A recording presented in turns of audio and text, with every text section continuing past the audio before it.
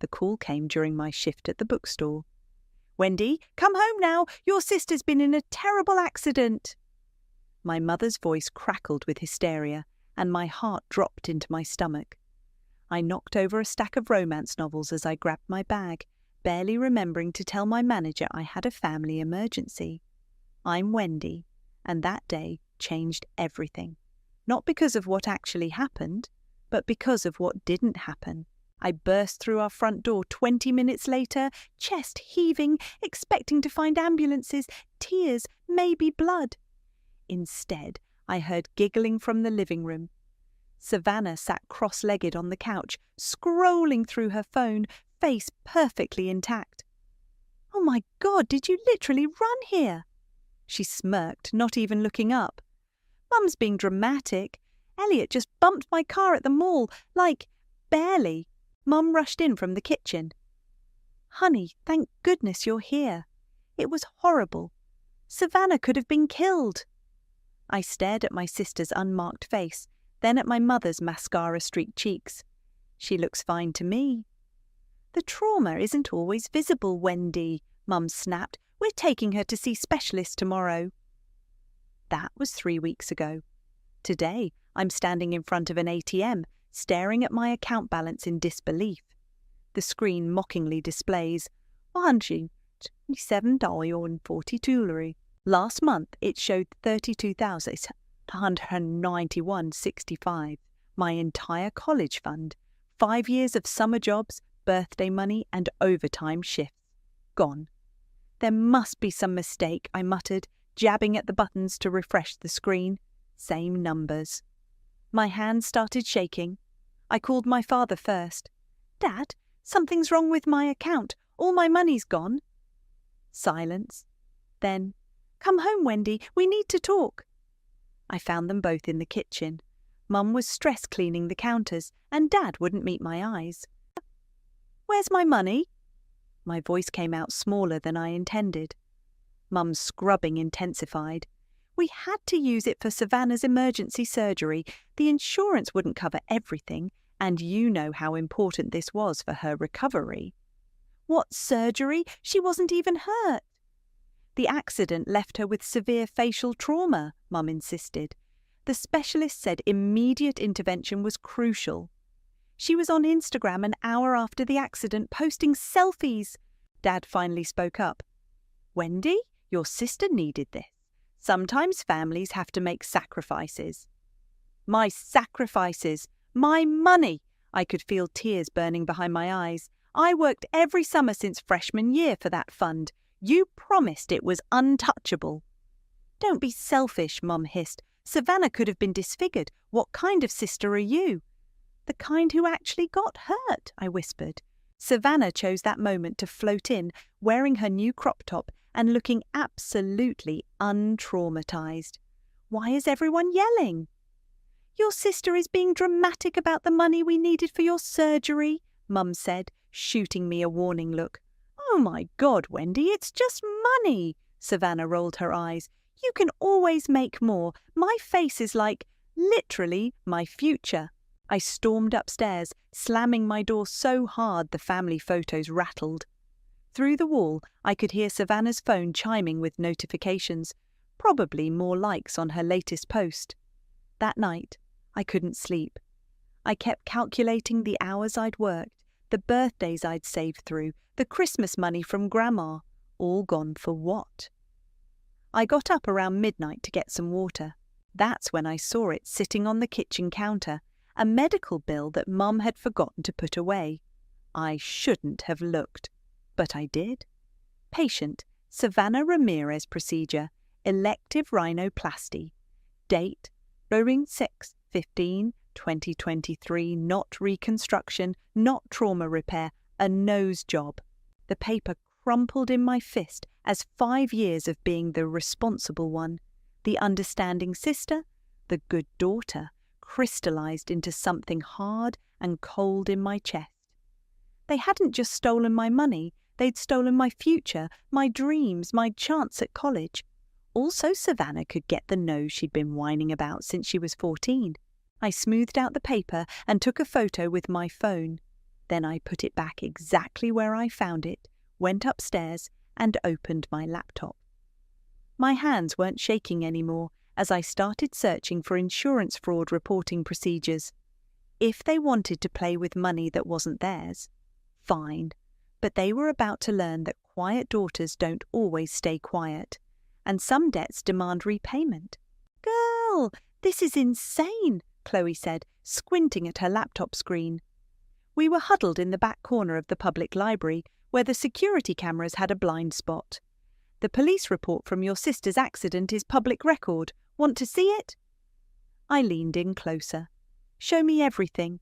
"Okay, so according to this, it happened at 2:47 p.m. in the mall parking lot. Low-speed collision, estimated under 5 pr. Single point of impact on front bumper. No injuries reported at scene." Chloe looked up at me. "That's it. That's literally it." "No injuries reported," I repeated slowly. "But my mother screamed about severe facial trauma." "Your mum's always been dramatic, but this is next level." Chloe started typing again. "Let me check something else. When did they file the insurance claim?" 3 days after. I remember because Mum was on the phone all morning with them. Chloe's fingers flew across the keyboard. "I'm in my dad's insurance database. Don't ask how I have his password." She paused. "Oh, wow. Wendy, they claimed over $40,000 in damages and medical expenses for a parking lot bump." My stomach churned. Keep digging. Wait. There's another claim from 2 years ago. Similar pattern, minor incident, massive payout. That time it was for Savannah's emergency dental work after she supposedly fell at dance practice. The memory hit me like a slap. That was right after I'd been accepted to the prestigious summer science program at MIT, the one I couldn't attend because money was tight that year. "I need copies of everything," I said. "Already downloading? But Wendy," Chloe hesitated, "this is serious fraud. If you report them, they'll deserve what they get." That evening, Mum insisted on a family dinner, probably to remind everyone how normal and perfect we were. I pushed my food around while Savannah dominated the conversation. "My followers are obsessed with my new look," she gushed. "This one influencer even messaged me about a possible collab." "That's wonderful, sweetie," Mum beamed. "The surgery was absolutely worth it, and it was so easy to push the insurance through when you word things a certain way." My phone was already recording in my pocket. I looked up innocently. "What do you mean, Mum?" "Oh, you know," she waved her hand vaguely. "Insurance companies always try to lowball you. You just have to know how to present things."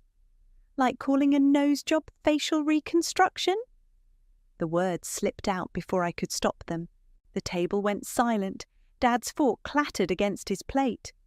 "Wendy," Mum's voice turned sharp, "we've discussed this. Your sister needed medical intervention after her trauma." "Right, the trauma that didn't exist." "Stop being such a jealous freak," Savannah snapped. "Just because you're boring and basic doesn't mean—" "Savannah," Dad warned, but I was already standing up. "You know what's funny?" I said, my voice deadly calm. "I found my old acceptance letter to that science camp yesterday, the one I couldn't go to because we couldn't afford it. Guess that money went to Savannah's mysterious dental emergency instead." Mum's face paled slightly. "That was different. Your sister needed it more." "Yeah, I know. She always does." I walked to the door, then turned back. "By the way, I recorded this whole conversation. Just thought you should know." The look of panic that flashed across my mother's face was worth every missed opportunity, every stolen dream. Later that night, my phone buzzed with a text from Chloe. "Got something else? Your sister's boyfriend, Elliot, just posted old pics from the day of the accident. Check his Instagram story." There it was. Savannah and Elliot at the mall food court, time-stamped 3:30 p.m., less than an hour after the supposed traumatic collision. She was laughing, face perfectly fine, showing off some shopping bags. I saved the screenshots adding them to my growing collection of evidence. Then I noticed something in my email, a notification about a new claim submission on our family insurance policy. Using Mum's birthday as the password, she used it for everything, I logged in. There it was. They were trying to file another claim, this time backdating medical expenses from before the accident. My hands shook as I took screenshots of everything. They weren't just lying about one claim, they were building a whole false narrative, probably to justify the massive payout they'd already received. A new text from Chloe lit up my phone. Holy shit! Just found out my dad's insurance company has a zero-tolerance fraud policy. One proven false claim and they investigate everything from the past 5 years. You sure you want to do this? I looked at my empty college fund account, then at the growing folder of evidence on my laptop. Yes, I typed back. It's time they learned that Karma accepts receipts. The burner phone felt heavy in my pocket as I sat in the back corner of the library, connecting to their public Wi-Fi. Chloe watched nervously from the next table, pretending to study. I dialed the insurance fraud hotline number. Insurance Integrity Division. How may I direct your call? My heart pounded, but my voice stayed steady. I'd like to report a fraudulent claim. One moment while I transfer you to an investigator. A deeper voice came on the line. This is Investigator Hopkins. What would you like to report? I took a deep breath. I have evidence of multiple fraudulent insurance claims involving staged accidents and falsified medical procedures. Can you provide specific details?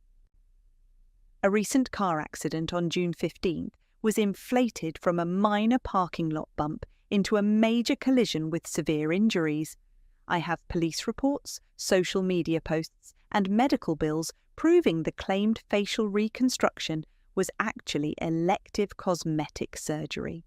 And you have documentation to support this?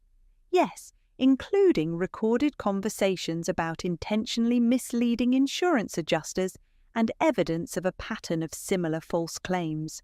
20 minutes later, I walked out of the library with shaking hands. Chloe hurried after me. Did you really just do that? It's done. I dropped the burner phone into a trash can. Now we wait. Wendy, Chloe grabbed my arm. Your sister just posted something. You need to see this. She held up her phone. There was Savannah posing in perfect lighting, her new nose front and center. The caption read, "Sometimes accidents are blessings in disguise. Shy glow up, shy new me, shy blessed." The comments were flooding in. OMG, what happened? You're so brave. That must have been so traumatic. And Savannah's replies, the accident was terrifying, but I'm stronger now. Thank God for amazing doctors and insurance. Beauty comes from overcoming trauma. She's really milking this, Chloe muttered. Screenshot everything, I said. Every post, every comment, timestamps especially. That evening, Mum was hosting her monthly book club. I could hear them in the living room, wine glasses clinking. Patricia, your daughter is so inspiring, one of her friends gushed. Overcoming such a horrible accident. Yes, we're so blessed, Mum replied. The doctors said if we'd waited even a day longer for surgery, the damage could have been permanent. I walked past with my laptop, loud enough for them to hear my typing. Oh, Wendy, Mum called out. Come tell everyone about how brave your sister was after the accident. I paused in the doorway. Which version should I tell? The real one or the one you reported to insurance?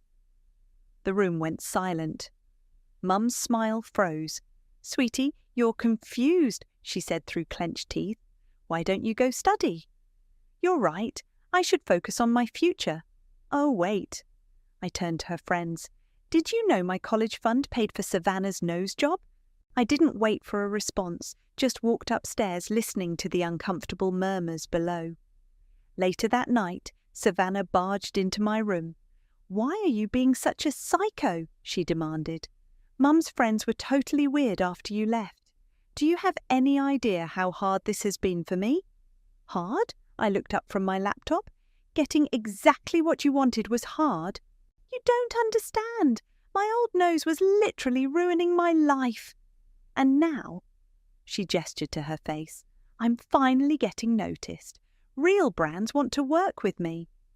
Built on lies. Why do you care? It's not like you were doing anything important with that money anyway. You were just going to waste it on some boring college. I turned back to my screen. Get out of my room. God, you're such a jealous bit. The mail slot downstairs clattered, cutting her off.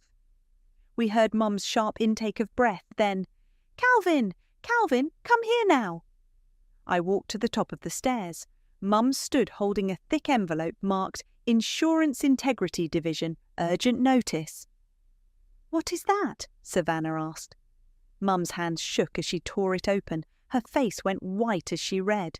They're investigating our claims, she whispered. All of them. They want documentation, interviews. She looked up at me. Someone reported us for fraud. The accusation in her eyes met my blank stare. Maybe, I said quietly, they just want to hear the real story. I went back to my room and closed the door, but not before hearing Mum's frantic whisper to Dad. If this gets out, we'll lose everything. I opened my evidence folder on my laptop and smiled. That's the point. Investigator Hopkins arrived at exactly 9 a.m. on a Tuesday. I was sitting on the stairs, sipping chamomile tea, watching Mum frantically straighten the already straight living room. Mrs. Ramirez. His voice was calm but firm. I'm Ralph Hopkins from the Insurance Integrity Division. We spoke on the phone. Yes, please come in. Mum's customer service smile was plastered on. My husband will be joining us shortly. I caught Hopkins' eye as he entered. His gaze lingered on me for a moment before he followed Mum to the dining room. Dad appeared from his home office, looking like he hadn't slept in days. Now, Hopkins began, spreading documents across our dining table. Let's discuss the accident from June 15th. It was terrible, Mum jumped in. My daughter could have been killed. According to the police report, Hopkins consulted his papers, it was a low-speed collision in a parking lot. No injuries reported at scene. The trauma wasn't immediately apparent, Dad said quickly. I see. Hopkins pulled out his tablet. Yet your daughter posted this selfie 43 minutes after the accident, caption reading, Mall Hall with Bay, no visible injuries. Mum's smile cracked slightly. The damage was internal, which is why you claimed emergency reconstructive surgery. Hopkins raised an eyebrow. I have the medical records here. The procedure performed was elective rhinoplasty. The doctors recommended, Mum started. I have the surgical consultation notes, Hopkins cut in, dated 3 months before the accident. Your daughter was already planning this surgery. The silence was delicious. I took another sip of tea. Savannah! Mum suddenly called upstairs. Come down, please. My sister appeared, looking confused until she saw Hopkins. Her face went pale. Miss. Hopkins turned to her. Could you explain these social media posts? You claimed severe facial trauma, yet your own Instagram shows you at a party the night of the accident. I was being brave, Savannah stammered. And these messages to your followers about your accident recovery journey, dated before the actual accident. Mum stood up sharply. I think we should have our lawyer present. That's your right, Hopkins nodded. But I should inform you that we're also investigating the claim from 2021, the dental work after the dance incident. Dad's hands started shaking. That was different. Was it? Hopkins pulled out more papers. Because we have evidence suggesting a pattern of fraudulent claims, multiple incidents where minor events were inflated into major payouts. This is ridiculous, Mum snapped. We're upstanding members of this community. Who stole my college fund? I said quietly from the doorway. Everyone turned to look at me. Mum's face twisted with fury and fear. Wendy, go to your room. College fund? Hopkins asked. It's not relevant, Dad said quickly. Actually, I stepped into the room. It is. They emptied my account, money I earned working since I was 14, to pay for Savannah's nose job, then claimed it was for emergency reconstruction after a fake accident. You little snake, Savannah hissed. Hopkins was writing rapidly in his notebook. Miss, would you be willing to provide a formal statement? No, Mum stood up. This meeting is over. We'll have our lawyer contact you. Very well. Hopkins gathered his papers. But I should warn you, we're expanding this investigation. If we find evidence of coordinated fraud, the consequences could include criminal charges. After he left, Mom rounded on me. What did you tell them? Nothing they couldn't find themselves, I replied. Receipts don't lie, Mom, neither do timestamps. Do you have any idea what you've done? Dad's voice shook. We could lose everything. I already did. I turned to leave, then paused. Oh, and Savannah, you might want to delete those posts about your accident recovery journey. Insurance fraud investigators can be really thorough about social media evidence. I went upstairs to my room, but I could still hear Mom on the phone. Nicole, it's Patricia. Everything's falling apart. If this leaks, if people find out. Oh, God, what do I do? My Aunt Nicole's voice carried faintly through the speaker. Maybe you should have thought about that before stealing your daughter's future. I opened my laptop and checked my email. There was a new message from Hopkins requesting a formal interview. Below that was another from the community college I'd applied to as a backup, asking about my financial aid application. My phone buzzed with a text from Chloe. Holy shit! My dad just said your family's case is becoming a huge deal at the insurance company. They're talking about making an example of repeat offenders. I typed back, good. Another text came through, this time from Savannah. I hope you're happy. You've ruined everything. I looked at my empty bank account one more time, then at the growing stack of evidence on my desk.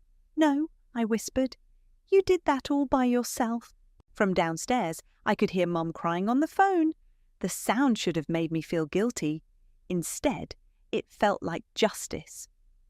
Aunt Nicole arrived like a storm, her heels clicking against our driveway as she marched to the front door. I watched from my window as Mum tried to block her entry. Not now, Nicole. Move, Patricia. Nicole pushed past her. Where's my niece? Which one? Mum's voice was bitter. The traitor or the victim? The only victim I see is the one whose future you stole. Nicole spotted me on the stairs.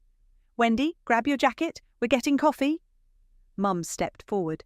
She's not going anywhere. We need to present a united front for the investigation. United front? Nicole laughed sharply. Like when you presented a united front about Dad's inheritance? How'd that work out? Mum went white. That was different, was it? Because it looks like the same Patricia to me. Always taking what isn't yours. Always justifying it. 10 minutes later, I was sitting across from Nicole at the local diner, watching her dump sugar into her coffee. Your mother pulled this same stuff when we were kids, she said.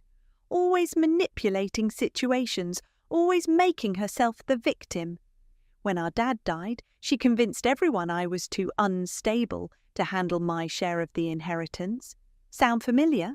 She said you were going through a rough time. I was in medical school working my arse off. Nicole stirred her coffee aggressively. She told the lawyers I was having a breakdown. Next thing I knew, my portion went to her. For safekeeping, never saw a dime. A text lit up my phone. Savannah. Mum's crying because of you. Again, hope you're proud of yourself. Nicole glanced at the message. Your sister's just like her, isn't she? Same talent for twisting things. I didn't want it to be like this, I admitted. I just wanted... justice? Nicole reached across the table, squeezed my hand. Sometimes justice looks ugly up close. When we got home, 2 more investigators were in our living room. Mum sat rigid on the couch while Dad paced. "Mrs. Ramirez," one was saying, "we've uncovered evidence suggesting coordinated fraud across multiple claims. This goes beyond the recent incident." "My daughter needed medical care." "Your daughter needed a nose job," the other investigator cut in, "which you funded by draining your other daughter's college account, then committed insurance fraud to cover it up." I started to slip upstairs, but Savannah blocked my path. "Why do you hate me so much?" Her voice cracked. "What did I ever do to you?" I looked at my sister, really looked at her. Perfect nose, perfect hair, perfect life, built on lies and stolen dreams. "You never had to earn anything," I said quietly. "Everything was just given to you. My college fund, I worked every summer since freshman year. But you just had to cry to Mum about your nose and poof, my future gone." "It wasn't like that." "Then what was it like? Explain it to me. Explain how your nose job was worth more than my education." Tears spilled down her cheeks. "You don't understand how hard it is being me. No, you don't understand how hard it is being everyone else. We all have dreams, Savannah. We all have things we want. But some of us actually work for them instead of stealing them." "I didn't steal." "You knew where the money came from. You knew it was wrong. But you didn't care because you never have to care. That's why I hate you." The investigators appeared in the hallway. "Miss, we'd like to ask you some questions about the previous insurance claims." Savannah's face crumpled. "Mum, they can't. I didn't." "Actually," one investigator said, "we're considering fraud charges against all involved parties, including you, Miss Ramirez." Mum rushed to Savannah's side. "She's just a child. She didn't know." "These text messages suggest otherwise." The investigator held up a document. "You and your daughter explicitly discussed fabricating accident details." Nicole stepped forward. "I'm a lawyer. Before anyone answers questions, I suggest." "You have no right to be here," Mum snapped. "Actually," I said, "she's the only one who does." The second investigator cleared his throat. "We'll need statements from everyone. And Mrs. Ramirez, your insurance company has already begun proceedings to recover all fraudulent payments, with penalties." Mum sank onto the stairs, her perfect world crumbling. Dad had stopped pacing and stood staring out the window, shoulders slumped. Savannah looked at me one last time, mascara streaking her cheeks. "I hope you're happy now." I watched the investigators lead my sister into the dining room for questioning, Nicole following close behind. "Not happy," I whispered. "Just finally heard." The letter arrived on a Thursday morning. Mum's hands trembled as she opened it. Then she sank into a kitchen chair. $47,000, she whispered. "They want $47,000 in fines and repayment, plus potential criminal charges." Dad grabbed the letter. "There must be some mistake." "The mistake," I said from the doorway, "was thinking you'd get away with it." "Wendy," Dad turned to me, his voice desperate. "Please, you have to help us. Tell them it was all a misunderstanding." "Like how my empty bank account was a misunderstanding." Mum stood up suddenly. "I raised you better than this vindictive streak." "You raised me to be quiet and convenient," I cut in. "How's that working out?" The doorbell rang. Elliot, Savannah's boyfriend, stood there looking uncomfortable. "Is Savannah home? She's not answering my texts." "She's meeting with our lawyer," Mum said stiffly. "Oh." He shifted awkwardly. "Well, could you give her this? It's her stuff from my car." He handed over a small box. After he left, I noticed something fall from the box, a folded paper. I picked it up and my heart stopped. It was a printed conversation between Savannah and Mom, dated before the accident. Savannah: "Elliot agreed to bump my car, TMRW, just a tiny hit." Mum: "Perfect. Remember what we discussed. Immediate pain, hold your face, mention dizziness." Savannah: Insurance will cover the nose job. Mum, they won't have a choice. Just stick to the story. My hands shook as I took photos of the messages. Upstairs, I could hear Savannah crying on the phone. Elliot, please, I can explain everything. Hello? Hello? She came downstairs later, eyes red. He broke up with me, said he can't date someone who's being investigated for fraud. This is all your fault.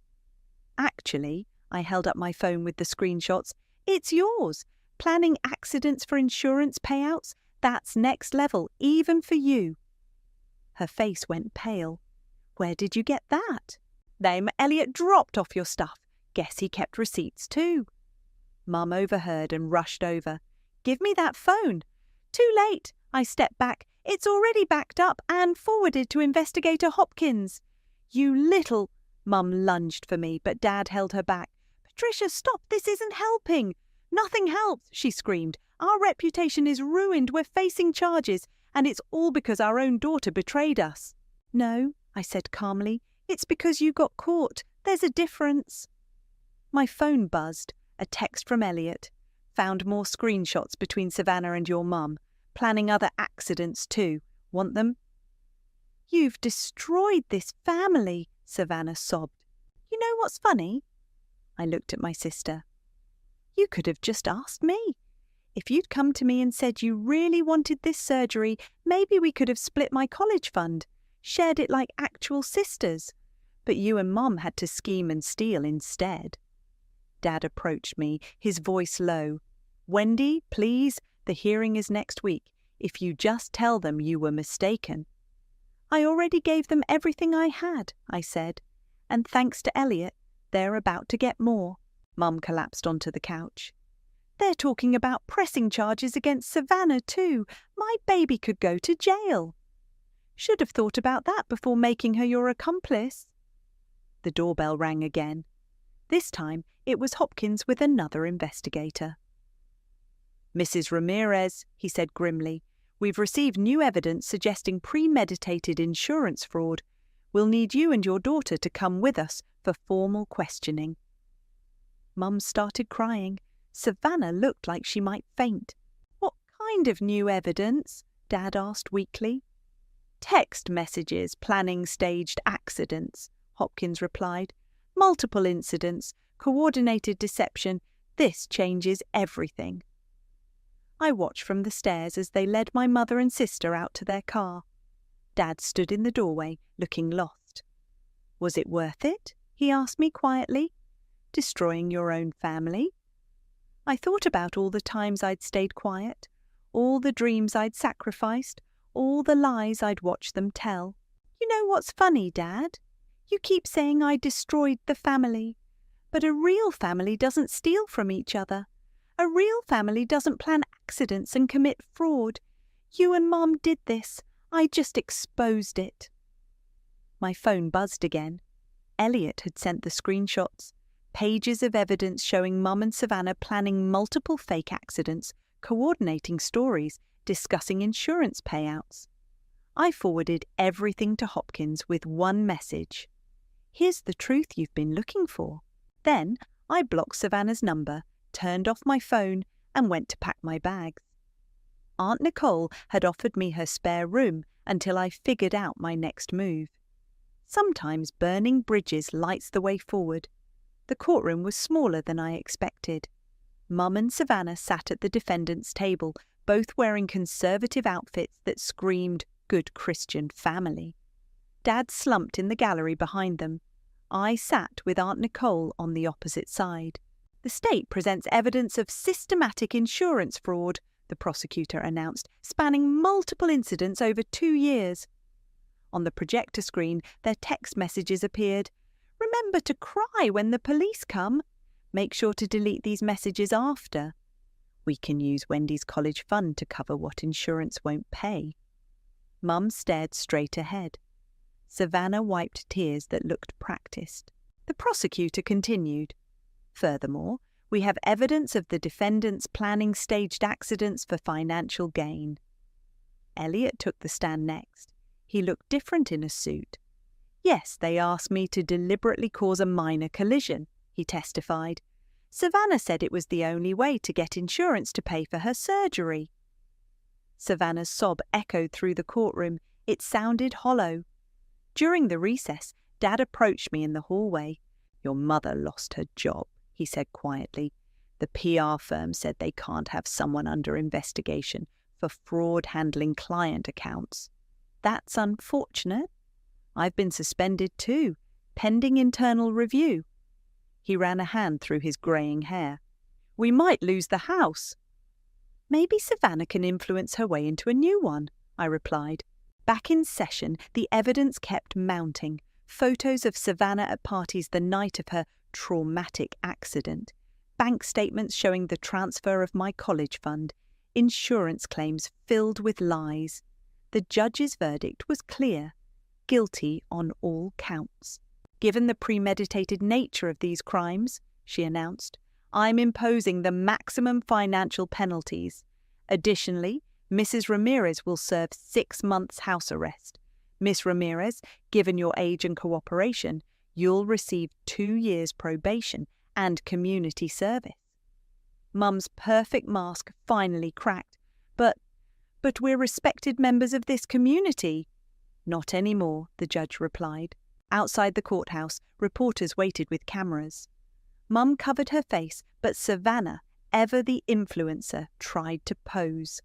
"Don't," Nicole snapped at her. "For once in your life, show some dignity." My phone buzzed. It was an email from Savannah's biggest brand partnership. "Given recent events, we're terminating all collaboration agreements effective immediately. Our brand cannot be associated with criminal activity." I forwarded it to Savannah without comment. That night, scrolling through local news, I saw the headlines: "Local family convicted in insurance fraud scheme." "Mother-daughter duo planned fake accidents for profit." "College fund stolen for fraudulent cosmetic surgery." Mum's carefully curated reputation was in shambles. Her social circle had evaporated. The country club quietly revoked their membership. Chloe called while I was packing my room at Nicole's. "Girl, you won't believe this.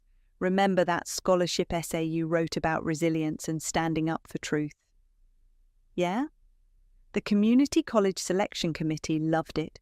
They're offering you a partial scholarship." I sat down hard on my bed. "How much?" "12,000. Not enough for a full ride, but it's something," I whispered. "It's a start." Later, a text from an unknown number. "Hey, it's Elliot. Thought you should know. Savannah's been telling people you framed her. Nobody believes her, though. The evidence was too clear." I blocked his number too. That evening, Nicole found me on her balcony. "Your mum called," she said, "begging me to convince you to help them appeal." "And?" "I told her she lost the right to ask you for anything when she stole your future." Nicole handed me a glass of wine. "You know, I've waited 20 years to see Patricia face consequences. How does it feel?" I thought about my empty bank account, about the scholarship that wouldn't cover even half of what was stolen, about the family photos I'd packed away. "Not as good as I thought it would," I admitted, "but not as bad either. Justice rarely feels clean," Nicole said, "but that doesn't make it wrong." My phone lit up with a Facebook notification. Mum had posted, "Some betrayals ruin more than just trust. They destroy families. Remember that before you choose revenge over love." I showed Nicole, who snorted, "Still playing victim. Some people never learn." "No," I said, blocking Mum's profile. But I did. The sun was setting over the city. Somewhere across town, Mum was starting her house arrest. Savannah was probably crying over her lost influencer deals. Dad was likely staring at bills they couldn't pay. And me? I was finally free. Not rich, not whole, but free. I picked up my acceptance letter from the community college and smiled. Sometimes you have to lose everything to find out what you're really worth. The moving truck pulled away from Nicole's house as I balanced my laptop on a box, finishing my latest blog post. The piece about family fraud and stolen futures had gone viral, catching the attention of a small publishing house. My phone buzzed. A text from Dad. "Your mother's house arrest ends tomorrow. She wants to see you." I deleted it without responding. Chloe barged in, waving her phone. "Have you seen this? Savannah's trying to rebrand herself as a redemption journey influencer." I looked at the post she showed me. Savannah, makeup-free, staring soulfully at the camera. Learning from my mistakes, growth isn't always pretty. Authenticity, journey, real talk. "At least she's admitting they were mistakes," I said. "Oh, wait till you see the comments." Chloe scrolled down. "People are roasting her. Someone linked your blog post about the fraud." Nicole appeared in the doorway. "Speaking of your blog, check your email." I opened my inbox to find a message from the publishing house. "Your story resonates with thousands who've experienced family betrayal. We'd like to discuss a book deal." "Holy shit," Chloe whispered, reading over my shoulder.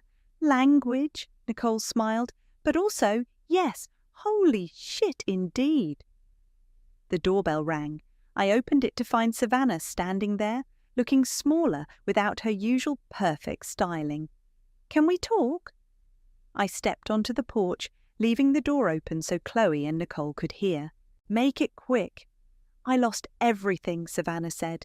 "My followers, my brand deals, my reputation." "You lost things you never earned," she flinched. "Mum's different now. The house arrest, it broke something in her. She actually apologized to me yesterday. First time ever." "Good for her." "She wants to apologize to you too." Savannah pulled out her phone. "Look at this text she sent me. I destroyed our family with my pride and lies. Your sister deserved better. Funny how prison time brings out the honesty in people." "I'm trying to make it right," Savannah's voice cracked. "I got a real job. I'm paying back the restitution. I even—" She swallowed hard. "I started therapy." I studied my sister's face. The perfect nose that cost me my dreams, but behind it, for the first time, I saw something real. Fear, regret, maybe even growth. "Good," I said finally. "Keep working on yourself, but not for me. I'm done being your audience." "The book deal's confirmed," Nicole called from inside. "They're offering an advance." Savannah's eyes widened. "You're writing a book? About us? About truth? About consequences? About what happens when the quiet ones finally speak up? Will you—" She hesitated. "Will you destroy us all over again?" "You did that yourselves. I'm just telling the story." My phone buzzed with another email. The community college offering me a work-study position in their writing centre. Between that, the scholarship, and now the book advance, I could finally see a path forward. "Wendy?" Savannah's voice was small. "I really am sorry, not just for getting caught, for everything." I looked at my sister. Really looked at her. The designer clothes were gone, replaced by simple jeans and a t-shirt. The practiced poses forgotten. Maybe prison wasn't the only thing that could break someone into truth. "I know," I said, "but sorry doesn't fund college." "No," she reached into her bag, "but this might help." She handed me an envelope. Inside was a cashier's check, her first 3 paychecks combined. "It's not much, but I'm going to keep paying you back, every month." I stared at the check. It was barely a fraction of what they'd taken, but it was earned. Real. "Keep it," I said. "Put it toward your therapy." Chloe appeared with a box of my writing supplies. "Ready to set up your new office?" I turned back to Savannah. "Good luck with your redemption journey. I mean that. But my journey is taking me somewhere else." She nodded, understanding finally reaching her eyes. "Your blog post. You were right. Still water runs deep. And Karma," I added, "accepts payment plans." I watched her walk away, then went inside to my new beginning. My laptop waited with a blank document open, the first page of my book. I typed the title, "The Price of Silence," A story of truth, theft, and taking back your voice. Nicole squeezed my shoulder. Ready? I looked around at my boxes, my future, my truth waiting to be told. They always taught me to be quiet, I said, fingers hovering over the keyboard. Time to make some noise.